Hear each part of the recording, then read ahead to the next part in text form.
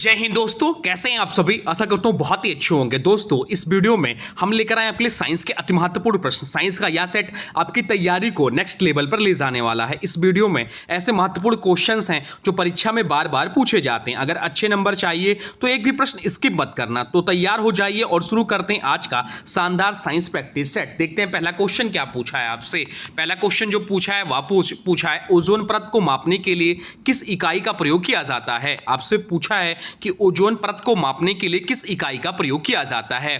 Right answer comment box में लिख दीजिए। वीडियो को पॉज करिए और राइट आंसर कमेंट बॉक्स में लिखने की कोशिश करिए। बताइए इस प्रश्न का राइट आंसर क्या हो जाएगा। या पूछा गया प्रश्न एग्जाम में और बहुत ज्यादा पूछता है। बताइए राइट आंसर क्या है। तो राइट आंसर जो हो जाएगा वो हो जाएगा ऑप्शन डी, डॉप्शन इस प्रश्न का राइट आंसर हो जाएगा। ओजोन परत की मोटाई डॉप्शन यूनिट से मापी जाती है। ओजोन परत सूर्य की हानिकारक पराबैंगनी किरणों से रक्षा करती है। ओजोन मुख्यतः समताप मंडल में पाई जाती है। बाकी विकल्पों की बात करें तो डेसिबल जो है ध्वनि की तीव्रता की इकाई है। पास्कल जो है दाब की इकाई है और एंगस्ट्रॉम जो है लंबाई की सूक्ष्म इकाई है। सीएफसी गैसें जो है ओजोन परत को नुकसान पहुंचाती हैं। तो यहां ओजोन की बात है तो विश्व ओजोन दिवस मनाया कब जाता है। तो विश्व ओजोन दिवस जो मनाया जाता है वह 16 सितंबर को मनाया जाता है।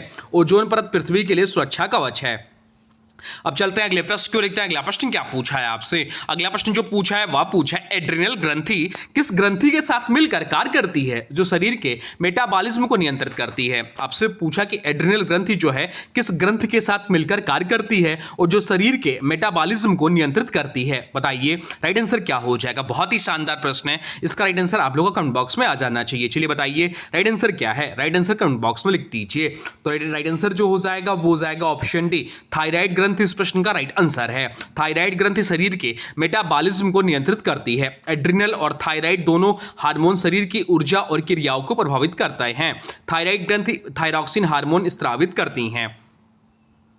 बाकी विकल्पों की बात करें तो पीयूष ग्रंथि जो है मास्टर ग्रंथि कहलाती है। अग्नाशय जो इंसुलिन बनाता है और जनन ग्रंथि प्रजनन कार्यों से संबंधित है। थायराइड गले में स्थित होती है। आयोडीन की कमी से घेंगा रोग होता है। मेटाबॉलिज्म शरीर के ऊर्जा उपयोग प्रक्रिया है। अब चलते हैं अगले प्रश्न क्यों देखते हैं। अगला प्रश्न क्या पूछा है आपसे। अगला प्रश्न कमेंट बॉक्स में लिख दीजिए। आपसे पूछा कि अगला प्रश्न क्या आपसे पूछा है शरीर में कैल्शियम और फास्फोरस के संतुलन के लिए कौन सा हार्मोन जिम्मेदार है। आपसे पूछा है कि शरीर में कैल्शियम और फास्फोरस के संतुलन के लिए कौन सा हार्मोन जिम्मेदार है। बताइए राइट आंसर क्या हो जाएगा। राइट आंसर कमेंट बॉक्स में लिख दीजिए। बताइए क्या होगा राइट आंसर। तो राइट आंसर जो हो जाएगा वो हो जाएगा ऑप्शन सी, पैराथार्मोन इस प्रश्न का राइट आंसर हो जाएगा। पैराथार्मोन पैराथायराइड ग्रंथि से स्रावित होता है। यह रक्त में कैल्शियम और फास्फोरस का संतुलन बनाए रखता है। हड्डियों और दांतों के स्वास्थ्य में इसकी महत्वपूर्ण भूमिका है। बाकी विकल्पों की बात करें तो इंसुलिन रक्त शर्करा नियंत्रित करता है। थायरॉक्सिन मेटाबॉलिज्म नियंत्रित करता है और एड्रेनालिन तनाव की स्थिति में कार्य करता है। अब चलते हैं अगले प्रश्न को देखते हैं। अगला प्रश्न क्या पूछा है आपसे। अगला प्रश्न जो पूछा है वह पूछा है मानव शरीर की सबसे लंबी हड्डी कौन सी है और कहां होती है। आपसे पूछा है कि मानव शरीर की सबसे लंबी हड्डी कौन सी है और कहां होती है। बताइए राइट आंसर क्या हो जाएगा। राइट आंसर कमेंट बॉक्स में लिख दीजिए। तो राइट आंसर जो हो जाएगा वो हो जाएगा ऑप्शन ए। ऑप्शन ए इस प्रश्न का राइट आंसर हो जाएगा। फीमर यानी कि जांग की हड्डी। फीमर हड्डी होती है जो मानव शरीर की सबसे लंबी हड्डी होती है। इसे जांग की हड्डी कहते हैं। जांग की हड्डी होती है। फीमर मानव शरीर की सबसे लंबी और मजबूत हड्डी है या जांग में स्थित होती है या शरीर का भार सहन करने में महत्वपूर्ण भूमिका निभाती है। अन्य विकल्पों की बात करें तो टिबिया जो है या पैर की हड्डी है लेकिन सबसे लंबी नहीं है। ह्यूमरस हाथ की लंबी हड्डी है और कपाल की हड्डी सिर की सुरक्षा करती है। सबसे छोटी हड्डी कौन सी या भी एग्जाम में पूछ सकता है। तो सबसे छोटी हड्डी जो होती है स्टेपीज होती है जो कान में होती है। फीमर कूल्हे और घुटने को जोड़ती है। मानव शरीर में कुल हड्डियां कितनी होती हैं। तो मानव शरीर में हड्डियों की संख्या जो कुल होती है वह 206 होती हैं। या भी एग्जाम में पूछा गया प्रश्न है। अब चलते हैं अगले प्रश्न की ओर देखते हैं। अगला प्रश्न क्या पूछा है आपसे। अगला प्रश्न पूछा है खाने का सोडा का रासायनिक नाम क्या है। आपसे पूछा कि खाने का सोडा का रासायनिक नाम क्या है। बताइए राइट आंसर क्या हो जाएगा। तो राइट आंसर जो हो जाएगा वो हो जाएगा ऑप्शन सी, सोडियम बाइकार्बोनेट इस प्रश्न का राइट आंसर हो जाएगा। बेकिंग सोडा का रासायनिक नाम सोडियम बाइकार्बोनेट है। इसका रासायनिक सूत्र होता है इसका उपयोग केक, ब्रेड आदि को फुलाने में किया जाता है या अम्लता कम करने में भी उपयोगी होता है। बाकी विकल्पों की बात करें तो सोडियम कार्बोनेट जो है या वाशिंग सोडा कहलाता है। कैल्शियम कार्बोनेट चूना पत्थर मार्बल का मुख्य घटक है। मैग्नीशियम सल्फेट जो है एप्सम साल्ट कहलाता है। बेकिंग सोडा गर्म करने पर CO2 गैस छोड़ता है। बेकिंग पाउडर में बेकिंग सोडा और टार्टरिक अम्ल होता है। अम्ल के साथ अपक्रिया कर यह कार्बन डाइऑक्साइड उत्पन्न करता है। अब चलते हैं अगले प्रश्न को देखते हैं। अगला प्रश्न क्या पूछा है आपसे। अगला प्रश्न जो पूछा है वह पूछा है पोलियो का टीका सबसे पहले किसने विकसित किया था। आपसे पूछा है कि पोलियो का टीका जो है सबसे पहले किसने विकसित किया था, बताइए राइट आंसर क्या हो जाएगा। तो राइट आंसर जो हो जाएगा वो हो जाएगा ऑप्शन है जोनास साल्क। जोनास साल्क इस प्रश्न का राइट आंसर है। डॉक्टर जोनास साल्क ने 1955 में पहला सफल पोलियो टीका विकसित किया या निष्क्रिय पोलियो वैक्सीन था। पोलियो एक वायरस रोग है जो तंत्रिका तंत्र को प्रभावित करता है। बाकी विकल्पों की बात करें तो लुई पास्चर रेबीज वैक्सीन के लिए प्रसिद्ध है। अलेक्जेंडर फ्लेमिंग पेनिसिलिन की खोज की और रॉबर्ट कोच बैक्टीरिया विज्ञान के जनक माने जाते हैं। भारत को 2014 में पोलियो मुक्त घोषित किया गया। 2 बूंद जिंदगी की पोलियो अभियान का नारा है। पोलियो वायरस मुख्यतः बच्चों को प्रभावित करता है। चलते हैं अगले प्रश्न की ओर, देखते हैं अगला प्रश्न क्या पूछा है आपसे। अगला प्रश्न जो पूछा है वह पूछा है निकट दृष्टि दोष में प्रतिबिंब रेटिना के कहां बनता है। आपसे पूछा है कि निकट दृष्टि दोष में प्रतिबिंब रेटिना के कहां बनता है, बताइए राइट आंसर क्या हो जाएगा। राइट आंसर कमेंट बॉक्स में लिख दीजिए। तो राइट आंसर जो हो जाएगा वो बताइए क्या होगा। राइट आंसर जो हो जाएगा वो हो जाएगा ऑप्शन बी रेटिना के आगे। रेटिना के आगे इस प्रश्न का राइट आंसर हो जाएगा। मायोपिया में व्यक्ति पास की वस्तुएं साफ देखता है लेकिन दूर की वस्तुएं धुंधली दिखती है। इसमें प्रतिबिंब रेटिना के आगे बनता है। इसका सुधार अवतल लेंस द्वारा किया जाता है। अब चलते हैं अगले प्रश्न को देखते हैं। अगला प्रश्न क्या पूछा है आपसे। अगला प्रश्न जो पूछा है वह पूछा है आधुनिक आवर्त सारणी में ग्रुप 17 के तत्वों को क्या कहा जाता है। आपसे पूछा है कि आधुनिक आवर्त सारणी में ग्रुप 17 के तत्वों को क्या कहा जाता है, बताइए राइट आंसर क्या हो जाएगा। राइट आंसर कमेंट बॉक्स में लिख दीजिए। तो राइट आंसर जो हो जाएगा वो हो जाएगा ऑप्शन डी हेलोजन। हेलोजन इस प्रश्न का राइट आंसर हो जाएगा। ग्रुप 17 के तत्वों को हेलोजन कहा जाता है। इसमें फ्लोरीन, क्लोरीन, ब्रोमीन, आयोडीन आदि आते हैं। ये अत्यधिक अपक्रियाशील धातुएं होती हैं। बाकी क्षारीय मृदा धातु जो ग्रुप 2 के तत्व हैं। संक्रमण धातु डी ब्लॉक तत्व होते हो। अक्रिय गैस ग्रुप 18 के तत्व हैं। हेलोजन का अर्थ लवण बनाने वाला होता है। क्लोरीन का उपयोग जल शुद्धिकरण में होता है। फ्लोरीन सबसे अधिक अभिक्रियाशील तत्व है। अब चलते हैं अगले प्रश्न की ओर, देखते हैं अगला प्रश्न क्या पूछा है आपसे। अगला प्रश्न जो पूछा है वह पूछा है कोशिका के किस भाग को कोशिका का ट्रैफिक पुलिस कहा जाता है। आपसे पूछा है कि कोशिका के किस भाग को कोशिका का ट्रैफिक पुलिस कहा जाता है, बताइए राइट आंसर क्या हो जाएगा। राइट आंसर हो जाएगा ऑप्शन सी ग्लाजी उपकरण इस प्रश्न का राइट आंसर हो जाएगा। ग्लाजी उपकरण कोशिका में पदार्थों का पैकेजिंग और परिवहन करता है। इसी कारण इसे कोशिका का ट्रैफिक पुलिस कहा जाता है। इसकी खोज कैमिलो गाल्जी ने की थी। बाकी विकल्पों की बात करें तो राइबोसोम प्रोटीन संश्लेषण करता है। केंद्रक कोशिका का नियंत्रण केंद्र है। और लाइसोसोम सुसाइडल बैग कहलाता है। अब चलते हैं अगले प्रश्न को देखते हैं। अगला प्रश्न क्या पूछा है आपसे। अगला प्रश्न जो पूछा है वह पूछा है मनुष्य में कुल गुणसूत्र 46 होते हैं। इस मनुष्य में कितने गुणसूत्र होते हैं। मनुष्य में जो कुल गुणसूत्रों की संख्या होती है वह 46 होते हैं। आपसे पूछा है कि इसमें से लिंग गुणसूत्र कितने होते हैं। आपसे पूछा कि इसमें से लिंग गुणसूत्र कितने होते हैं, बताइए राइट आंसर क्या हो जाएगा। राइट आंसर कमेंट बॉक्स में लिख दीजिए। तो राइट आंसर जो हो जाएगा वो हो जाएगा ऑप्शन ए 2 होते हैं। यानी कि एक जोड़ी, अगर जोड़ी में पूछता तो एक जोड़ी और वैसे पूछा कितने होते हैं तो 2 होते हैं। मनुष्य में कुल 46 गुणसूत्र यानी कि 23 जोड़े होते हैं। इसमें 44 ऑटोसोम और 2 लिंग गुणसूत्र होते हैं। पुरुष में XY तथा महिला में XX गुणसूत्र पाए जाते हैं।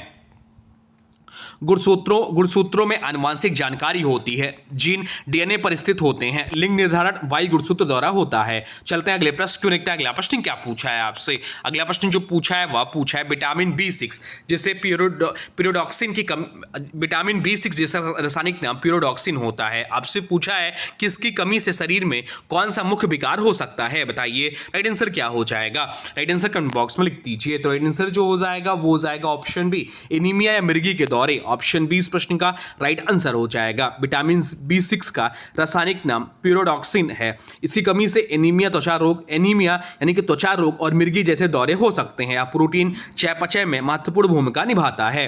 बाकी विकल्पों की बात करें तो रतौंधी विटामिन ए की कमी से होता है। मसूड़ों से खून आना विटामिन सी की कमी से होता है और घेंगा आयोडीन की कमी से होता है।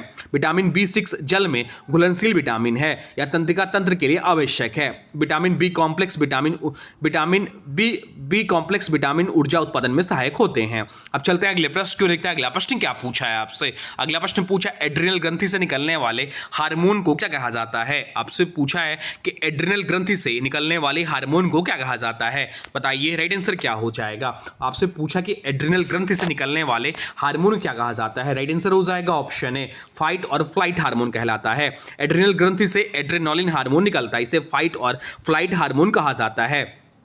या तनाव या भय की स्थिति में शरीर को तुरंत प्रतिक्रिया देने के लिए तैयार करता है।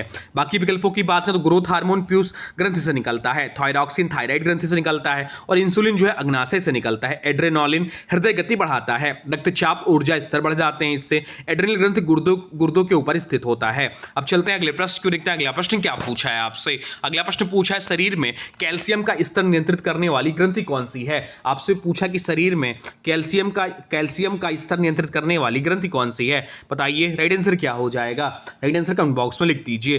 तो राइट आंसर जो हो जाएगा वो हो जाएगा ऑप्शन डी पैराथायराइड ग्रंथि। पैराथायराइड ग्रंथि इस प्रश्न का राइट आंसर है, ऑप्शन डी इस प्रश्न का राइट आंसर हो जाएगा। पैराथायराइड ग्रंथि पीटीएच पैराथायराइड हार्मोन स्रावित करती है। यह रक्त में कैल्शियम और फास्फेट का संतुलन बनाए रखती है। इसकी गड़बड़ी से हड्डियों और मांसपेशियों पर असर पड़ता है। बाकी विकल्पों की बात करें तो अग्नाशय इंसुलिन बनाता है, एड्रेनालिन बनाता है, पीयूष मास्टर ग्रंथि कहलाती है। पैराथायराइड थायराइड के पीछे स्थित होती है। कैल्शियम हड्डियों और दांतों के लिए आवश्यक है। अब चलते हैं अगले प्रश्न को देखते हैं। अगला प्रश्न क्या पूछा है आपसे। अगला प्रश्न जो पूछा है वह पूछा है मानव शरीर की सबसे छोटी मांसपेशी स्टेपेडियस कहाँ स्थित होता है। आपसे पूछा है कि मानव शरीर की सबसे छोटी मांसपेशी स्टेपेडियस कहाँ स्थित होती है, बताइए राइट आंसर क्या हो जाएगा। राइट आंसर हो जाएगा ऑप्शन ए कान के मध्य भाग में, ऑप्शन ए इस प्रश्न का राइट आंसर हो जाएगा। स्टेपेडियस मानव शरीर की सबसे छोटी मांसपेशी है, या मध्य कान में स्थित होती है, या तेज ध्वनि से कान की रक्षा करने में मदद करती है। स्पेडियस की लंबाई लगभग 1 मिमी होती है, या स्टेप्स अस्थि से जुड़ी रहती है। अब चलते हैं अगले प्रश्न को देखते हैं। अगला प्रश्न क्या पूछा है आपसे। अगला प्रश्न जो पूछा है वह पूछा है पौधों में फ्लोएम भोजन ले जाता है। पौधों में जो है फ्लोएम जो होता है भोजन ले जाता है। पौधों में वाष्पोसर्जन मुख्य रूप से पत्तियों के किस भाग में होता है, यह आपसे पूछा है। आपसे पूछा कि पौधों में वाष्पोसर्जन मुख्य रूप से पत्तियों के किस भाग में होता है, बताइए राइट आंसर क्या हो जाएगा। तो राइट आंसर जो हो जाएगा वो हो जाएगा ऑप्शन बी स्टोमेटा में, यानी कि रंध्रों से। स्टोमेटा से यानी कि रंध्रों से। वाष्पोसर्जन वह प्रक्रिया है जिसमें पौधे जलवाष्प बाहर निकालते हैं, या मुख्य रूप से पत्तियों के रंध्रों द्वारा होता है। इसमें पौधों में जल और खनिजों का परिवहन आसान होता है। रंध्र गैसों के आदान प्रदान में भी सहायक हैं, जड़ों से जल ऊपर पहुंचाने में महत्वपूर्ण है। अब चलते हैं अगले प्रश्न को देखते हैं। अगला प्रश्न क्या पूछा है आपसे। अगला प्रश्न जो पूछा है वह पूछा है कपड़ा धोने के सोडा का रासायनिक नाम क्या है। आपसे पूछा है कि कपड़ा धोने का सोडा का रासायनिक नाम क्या है, वॉशिंग सोडा का रासायनिक नाम क्या है, बताइए राइट आंसर क्या हो जाएगा। राइट आंसर कमेंट बॉक्स में लिख दीजिए। तो राइट आंसर जो हो जाएगा वो हो जाएगा ऑप्शन ए। ऑप्शन ए इस प्रश्न का राइट आंसर हो जाएगा। सोडियम कार्बोनेट डेकाहाइड्रेट इस प्रश्न का राइट आंसर हो जाएगा। वॉशिंग सोडा का रासायनिक सूत्र होता है। इसका उपयोग कपड़े धोने, पानी की कठोरता हटाने और कांच बनाने में किया जाता है। यह एक क्षारीय यौगिक है। बाकी विकल्पों की बात करें तो सोडियम बाइकार्बोनेट या बेकिंग सोडा है। सोडियम क्लोराइड सामान्य नमक है। कैल्शियम हाइड्रोक्साइड बुझा हुआ चूना कहलाता है। वॉशिंग सोडा को धोने का सोडा कहा जाता है। कठोर जल को मृत बनाने में उपयोग होता है, या जल के क्रिस्टलों वाला यौगिक है। अब चलते हैं अगले प्रश्न की ओर, देखते हैं अगला प्रश्न क्या पूछा है आपसे। अगला प्रश्न जो पूछा है वह पूछा है पीतल में तांबे के साथ कौन सी धातु मिलाई जाती है। आपसे पूछा है कि पीतल में तांबे के साथ कौन सी धातु मिलाई जाती है, बताइए राइट आंसर क्या हो जाएगा। राइट आंसर कमेंट बॉक्स में लिख दीजिए। तो राइट आंसर जो हो जाएगा वो हो जाएगा ऑप्शन ए जस्ता। जस्ता इस प्रश्न का राइट आंसर हो जाएगा। पीतल यानी कि तांबा और जस्ता का मिश्र, पीतल तांबा और जस्ता का मिश्र धातु है। पीतल जो है तांबा और जस्ता का मिश्र धातु है। इसका रंग सुनहरा होता है और यह जंग कम पकड़ता है। इसका उपयोग बर्तन, सजावटी वस्तुएं और संगीत वाद्य बनाने में होता है। टिन जो है तांबे के साथ मिलकर कांसा बनाता है। निकल जो है स्टेनलेस मिश्र धातुओं में उपयोग होता है, और एल्युमिनियम पीतल का घटक नहीं है। अब चलते हैं अगले प्रश्न को, देखते हैं अगला प्रश्न क्या पूछा है आपसे। अगला प्रश्न जो पूछा है वह पूछा है परमाणु के इलेक्ट्रॉन के चक्कर लगाने के लिए जो ऊर्जा स्तर होते हैं उन्हें सबसे पहले किसने समझाया था। आपसे पूछा है कि परमाणु के इलेक्ट्रॉन के चक्कर लगाने के लिए जो ऊर्जा स्तर होते हैं उन्हें सबसे पहले किसने समझाया था, बताइए राइट आंसर क्या हो जाएगा। तो राइट आंसर जो हो जाएगा वो हो जाएगा ऑप्शन बी, नील्स बोर इस प्रश्न का राइट आंसर हो जाएगा। ऑप्शन बी इस प्रश्न का राइट आंसर हो जाएगा, नील्स बोर। नील्स बोर ने परमाणु का मॉडल दिया जिसमें इलेक्ट्रॉन निश्चित ऊर्जा स्तरों में घूमते हैं। इलेक्ट्रॉन ऊर्जा ग्रहण या उत्सर्जित करके एक स्तर से दूसरे स्तर में जाते हैं। यह मॉडल हाइड्रोजन परमाणु की व्याख्या में सफल रहा। बाकी विकल्पों की बात करें तो रदरफोर्ड नाभिक की खोज की, जे थॉमसन इलेक्ट्रॉन की खोज की, डाल्टन परमाणु सिद्धांत दिया, बोर मॉडल 1913 में प्रस्तुत किया गया, ऊर्जा स्तरों को KLMN नाम दिया गया। अब चलते हैं अगले प्रश्न को, देखते हैं अगला प्रश्न क्या पूछा है आपसे। अगला प्रश्न जो पूछा है वह पूछा है ओजोन परत को नुकसान पहुंचाने वाले CFC यानी क्लोरोफ्लोरोकार्बन मुख्य रूप से कहां से उत्सर्जित होते हैं। आपसे पूछा है कि ओजोन परत को नुकसान पहुंचाने वाले CFCs क्लोरोफ्लोरोकार्बन जो मुख्य रूप से कहां से उत्सर्जित होते हैं, बताइए राइट आंसर क्या हो जाएगा। राइट आंसर हो जाएगा ऑप्शन बी, रेफ्रिजरेटर और एयर कंडीशन से। ऑप्शन बी इस प्रश्न का राइट आंसर हो जाएगा।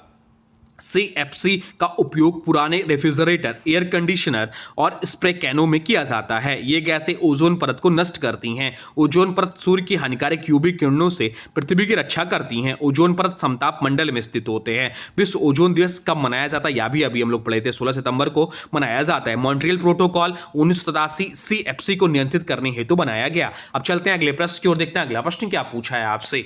अगला प्रश्न जो पूछा है वह पूछा है आपसे कि विटामिन B12 में कौन सी धातु का परमाणु पाया जाता है। आपसे पूछा है कि विटामिन B12 में कौन सी धातु का परमाणु पाया जाता है, बताइए राइट आंसर क्या हो जाएगा। राइट आंसर कमेंट बॉक्स में लिख दीजिए। तो राइट आंसर जो हो जाएगा वो हो जाएगा ऑप्शन है कोबाल्ट। कोबाल्ट इस प्रश्न का राइट आंसर हो जाएगा। विटामिन B12 में कोबाल्ट धातु का परमाणु पाया जाता है, इसी कारण इसे कोबालामिन कहा जाता है। विटामिन B12 का जो रासायनिक नाम है वो कोबालामिन है। या लालत कणिकाओं के निर्माण में महत्वपूर्ण भूमिका निभाता है। विटामिन B12 की कमी से एनीमिया हो सकता है या तंत्रिका तंत्र के लिए भी आवश्यक है, या जल में घुलनशील विटामिन है। तो दोस्तों ये थे आज के दमदार साइंस क्वेश्चन जो आने वाले एग्जाम के लिए बहुत ज्यादा महत्वपूर्ण है। किसी भी एग्जाम की तैयारी कर रहे हैं या सेट आपके लिए बहुत ही महत्वपूर्ण है। ये आपका 11वां नंबर का वीडियो है, तो अगर आपने पूर्व के वीडियो नहीं देखे हैं तो प्लेलिस्ट में जाकर पुरानी वीडियो को देख सकते हैं। अपनी तैयारी को बहुत ही मजबूत बना सकते हैं और प्रैक्टिस शानदार हो जाएगा आपके इससे आपका। अब आज के वीडियो से प्रश्न है, इसका राइट आंसर आप लोग को कमेंट बॉक्स में बताना है। आज के वीडियो से प्रश्न है ओजोन परत को मापने के लिए किस इकाई का प्रयोग किया जाता है। आपसे पूछा है कि ओजोन परत को मापने के लिए किस इकाई का प्रयोग किया जाता है। इसका जो भी राइट आंसर होगा कमेंट बॉक्स में जरूर बताइए। इसके बारे में जो भी कुछ जानते कमेंट बॉक्स में लिख दीजिए। और हाँ देखिए, अभी तक आपने वीडियो को लाइक नहीं किया है तो प्लीज वीडियो को लाइक कर दीजिए। वीडियो पसंद आया तो लाइक कर दीजिए, दोस्तों के साथ शेयर जरूर करिए चैनल को। चैनल पे नए हैं तो चैनल को सब्सक्राइब जरूर करिए। तो चलिए मिलते हैं एक अगले और अच्छे वीडियो में, तब तक के लिए जय हिंद, वंदे मातरम।